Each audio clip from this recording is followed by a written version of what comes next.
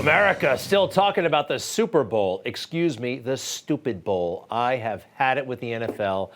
I don't need it. I don't want it. The woke junk, all of it pulling our country off of cliff. College football, sure. Woke NFL football, no way. And you can take Travis and Kelsey or Taylor and Travis or whatever's going on there. By the way, not much is going on there. Travis is not into her. I'm sorry, but it doesn't matter. None of these guys matter. Think these people care about our problems? They are so stupendously overpaid. They are so wildly out of touch. They don't care about anything. Case in point, Tom Brady in that goofy Dunkin' Donuts commercial. All right, Tom, great. Maybe, just maybe, it's time to give back to society. Not encourage people to eat donuts and gamble away their discretionary income. Thanks a lot for that. And I don't need any lessons in morality or anything from the NFL. End racism. As if racism is prevailing, right? As if this is a systemically racist country, as if white supremacy is all over the place. How about end genocide of Jewish people? Could they have tried that? Oh, no, that would have offended our sponsors. That would have offended our players. We can't have that. End racism. I find that offensive to America because we beat racism a long time ago. As a matter of fact, did you know today is Abraham Lincoln's birthday? I know President's Day is next. Yeah, today is the day of Abraham Lincoln's birthday. And all this time later, end racism. I don't like it. I say it's a stupid bowl, and we've got more important things to do, like get to the bottom of this crazy report on this man, Joe Biden. And it's not crazy. It's incredible what was documented. Crazy stuff was documented, but it was effectively documented, and we have an obligation to understand it, to get to the bottom of it, because the fake news, they dominate. We have to push back all day long, right? They change the subject, and too many on our side, conservative media, follow along. Just start blowing the story off. All the talking heads, if they talk, weirdly, we listen. This is a man who is sharp, who is on top of his game, who knows what's going on. The outcome of this report, he was cleared completely, while Donald Trump faces 40 federal felony charges. And this partisan hit job by somebody that is looking for That's a better Democrat we just played. By a better, no, I'm talking about the special counsel, who's looking for a better job in the next Trump administration, is not going to dissuade Americans who actually see what the real world impact on their lives is of Joe Biden's administration. This is a report that went off the rails. It's a shabby work product. This is, again, a result of a report that was written in a particularly shabby and shoddy way. Then made gratuitous, unnecessary, and inaccurate personal remarks, and those are improper. He is sharp, intensely probing, and detail-oriented and focused. So we are all wrong. When we look and see what we see, we're all wrong. We're all imagining it. We're not. Imagine how bold they are. They lie. So many lies right there. Let's go over some basics that we now know about Joe Biden. In this report from Robert Hur about the documents that he scurried away at offices and houses, President Biden willfully retained and disclosed classified materials after his vice presidency when he was a private citizen. They will come right out and say that that is not true, but it's in black and white and it's on page 1. Next, please, and everybody has to understand this. At least 3 times, Mr. Biden read from classified entries aloud to his ghost writer nearly verbatim. 3 times. 3 times that happened. And there's a tape. Everyone seems to be talking about, well, we want to hear the transcript of the interview. You want to hear the tape. I want to hear the tape of him giving away secrets to some guy with a tape recorder, and we just might get that. Next, please. After learning of the special counsel's appointment in this matter, Mr. Biden's ghostwriter deleted audio recordings he had created of his discussions with Mr. Biden during the writing of Mr. Biden's 2017 memoir. The recordings had significant evidentiary value. It's interesting, they bothered President Trump's gardener, President Trump's butler. Here's a guy who's with the tape recorder who deleted the recordings once he found out that Joe Biden was under investigation. Why did he do that? They don't tell us. But we know that the FBI, given all their technology, they were actually able to recover the audio from the machine, from the tape recorder. Next, please. After telling the special counsel's office what he had done, the ghostwriter turned over his computer and external hard drive and consented to their search. It appears the FBI recovered all deleted files. How about that? I think we got one more. We considered whether to charge the ghostwriter with obstruction of justice, but we believe the evidence would be insufficient to obtain a conviction and therefore declined to prosecute him. Not exactly saying the guy is innocent, are they? Again, the guys who cut Donald Trump's lawn have been hassled about the documents case. This guy is off scot-free. He deleted material, huh? And it's all over the house, the garage, the garage, the garage, the garage. What have we been told consistently by the left, right? There's a difference. This is somehow fine. Donald Trump, he is reckless and dangerous and a threat to national security when it comes to these documents. When the classified documents were found, it was self-reported. The president directed his team to ensure that any classified documents were returned immediately.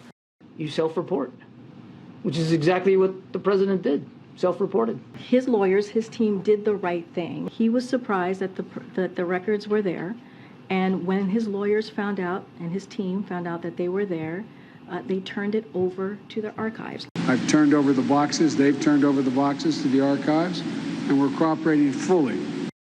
No, they're not. Absolutely not. That's all wrong. And even though they say it and their media allies pick it up.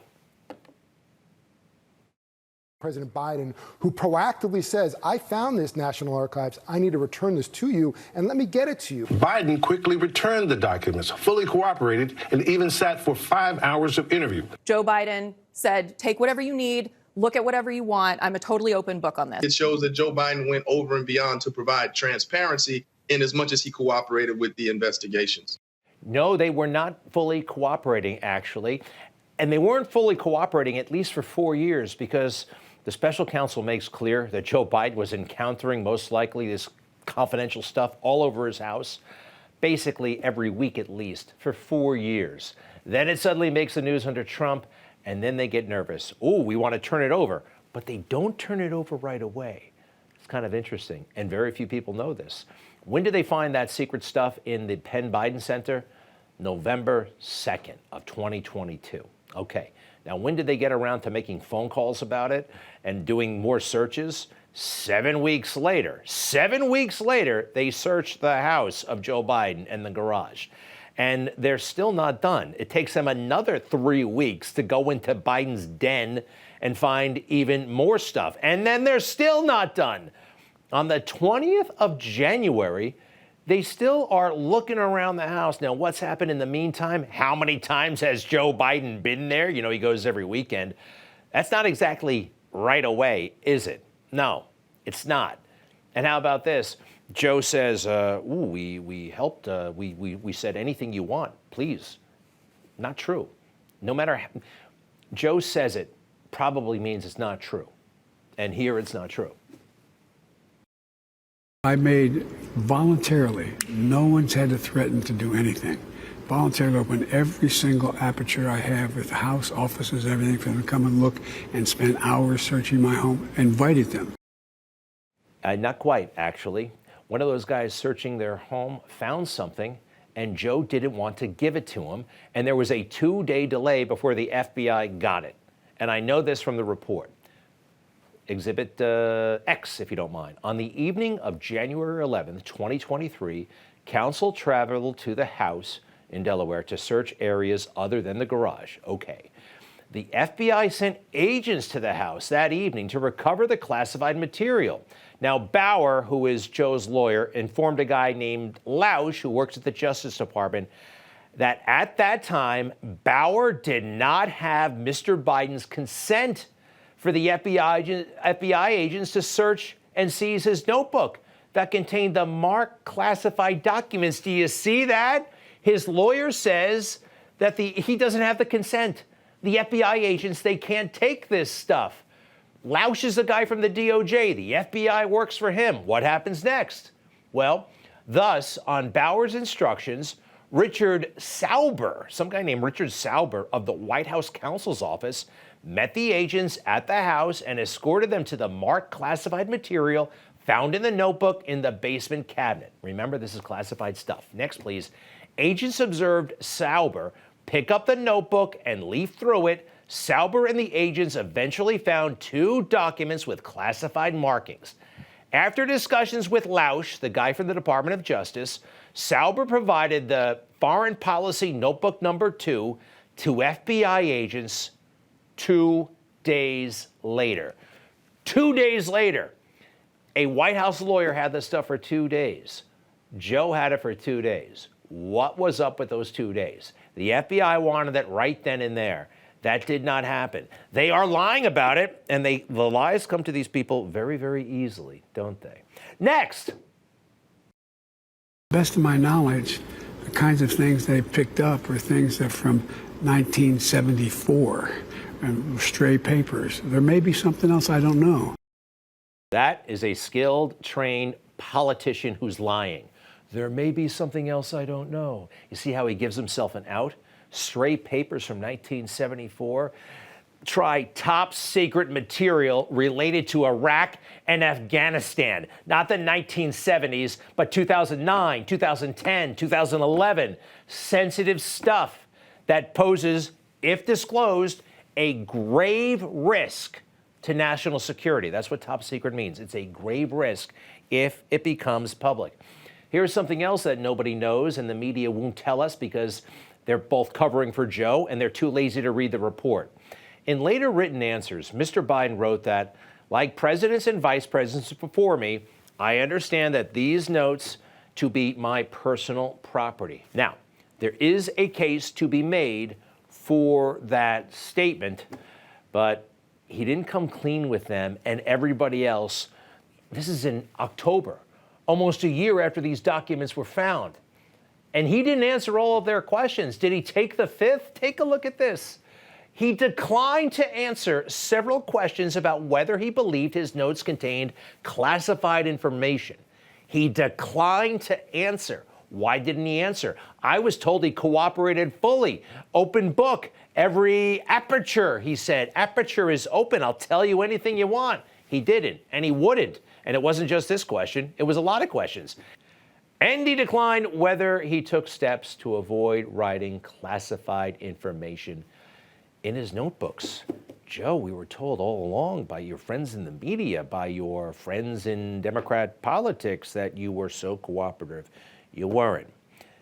And of course, like a lot of politicians, you blame everybody else. One of the things that happened is that what was not done well is as they packed up my offices to move them, they didn't do the kind of job that should have been done to go thoroughly through every single piece of literature that's there. They didn't go through the job they should have to look at the literature. There's evidence that suggests Joe Biden is lying, that he was personally involved in packing this material. I alluded to some of it on Friday. I'm going to revisit it in a moment. Now we have to hear from his personal attorney, a guy named Robert Bauer, whose wife, by the way, has a senior position in the Biden White House. That's pretty cozy. Listen to this guy. Talk about denial. Do you favor releasing them? Well, it's really a decision that has to take place within the government. It's a classified document. Counsel, I'm the president's personal counsel. Right. Would you recommend that these be made public if they indeed back up your personal record? Again, there's a process underway. I'm not a specialist in that process, and so I really have to defer to those who have to work through those issues. Okay, but because just this past week alone, the president, in public remarks, mixed up the leaders of France, Germany, and he referred to Egypt as Mexico. Does the president have any memory problems? He does not. We don't see what we see. It's amazing. They say, some of the commentators, well, if you're not a neurologist or a medical doctor, you have no business making any observation about Joe Biden's memory. No, we can do that. We have common sense. We're people and we're citizens.